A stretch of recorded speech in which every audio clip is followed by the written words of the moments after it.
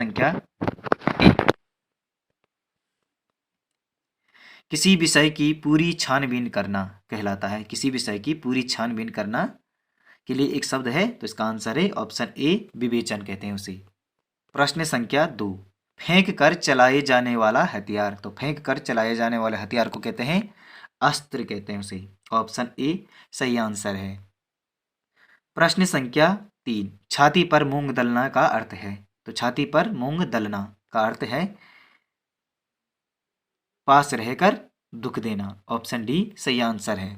प्रश्न संख्या 4, पेट में दाढ़ी होना का अर्थ है। तो पेट में दाढ़ी होने का अर्थ है छोटी उम्र में ही बुद्धिमान होना। छोटी उम्र में ही बुद्धिमान होना पेट में दाढ़ी होने का अर्थ है। प्रश्न संख्या 5, पूत कपूत तो क्यों धन संचय, पूत कपूत तो क्यों धन संचय। प्रस्तुत पंक्ति में कौन सा अलंकार है। तो कौन सा अलंकार है इसमें, तो इसमें होगा ऑप्शन बी, लाटानुप्रास अलंकार। प्रश्न संख्या 6, उस तपस्वी से लंबे थे देवदार दो चार खड़े थे। इस पंक्ति में कौन सा अलंकार है। तो इसमें कौन सा अलंकार है, तो इसमें अलंकार होगा ऑप्शन बी, प्रतीप अलंकार है इसमें। प्रश्न संख्या 7, किलक अरे मैं नेह निहारूं इन दांतों पर मोती वारूं। इन पंक्ति में कौन सा रस है। तो इसमें कौन सा रस है, तो इसमें वात्सल्य रस है। ऑप्शन सी सही आंसर है। प्रश्न संख्या 8, सर्वश्रेष्ठ रस किसे माना जाता है। तो सर्वश्रेष्ठ रस किसे माना जाता है, तो इसका आंसर होगा, तो इसका आंसर है ऑप्शन बी, सिंगार रस को ही सर्वश्रेष्ठ रस माना जाता है। दोस्तों वीडियो को लाइक और चैनल को सब्सक्राइब करें। दोस्तों वीडियो को शेयर भी करें साथ में। प्रश्न संख्या 9,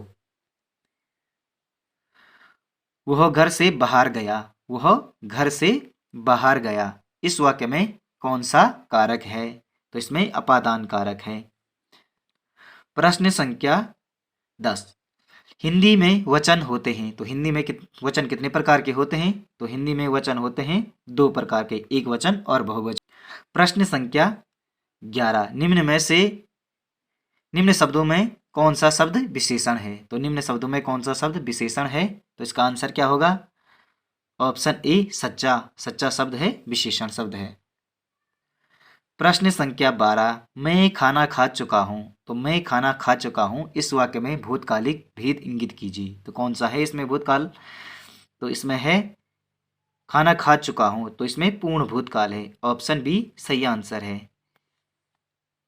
प्रश्न संख्या 13, अविकारी शब्द होते हैं। तो अविकारी शब्द होते हैं, अव्यय शब्दों को अविकारी शब्द भी कहते हैं। प्रश्न संख्या 14, मजदूर मेहनत करता है किंतु उसके लाभ से वंचित रहता है। मजदूर मेहनत करता है किंतु उसके लाभ से वंचित रहता है। यह कौन सा वाक्य है, तो यह संयुक्त वाक्य है। ऑप्शन सी सही आंसर है। प्रश्न संख्या 15, कन्यादान में कौन सा समास है। तो कन्यादान में कौन सा समास है, तो इसका आंसर है ऑप्शन बी, तत्पुरुष समास है। प्रश्न संख्या 16, ब्रह्मास्त्र में का संधि विच्छेद होगा ब्रह्मा धन अस्त्र। ऑप्शन ए सही आंसर है इसका। प्रश्न संख्या 17, हनुमान का पर्यायवाची शब्द नहीं है। तो इनमें से कौन सा हनुमान का पर्यायवाची शब्द नहीं है, तो इसका आंसर है ऑप्शन डी, विनायक। प्रश्न संख्या 18, मुख्य का विलोम शब्द होगा। तो मुख्य का विलोम शब्द है गौण। ऑप्शन सी सही आंसर है। प्रश्न संख्या 19, परीक्षा शब्द निम्न वर्ग में से किस वर्ग में आता है। तो परीक्षा शब्द किस वर्ग में आता है, तो इसका आंसर है ऑप्शन ए, तत्सम वर्ग में आता है। प्रश्न संख्या 20, जिस शब्द के कहीं सार्थक खंड हो सके उसने क्या कहते हैं, उन्हें यौगिक शब्द कहते हैं। तो दोस्तों आपको यह मॉडल पेपर कैसा लगा कमेंट में जरूर लिखिए। दोस्तों वीडियो को लाइक, चैनल को सब्सक्राइब करें। दोस्तों वीडियो को शेयर भी करें। मिलते हैं अगले वीडियो में अगले मॉडल पेपर के साथ। धन्यवाद दोस्तों।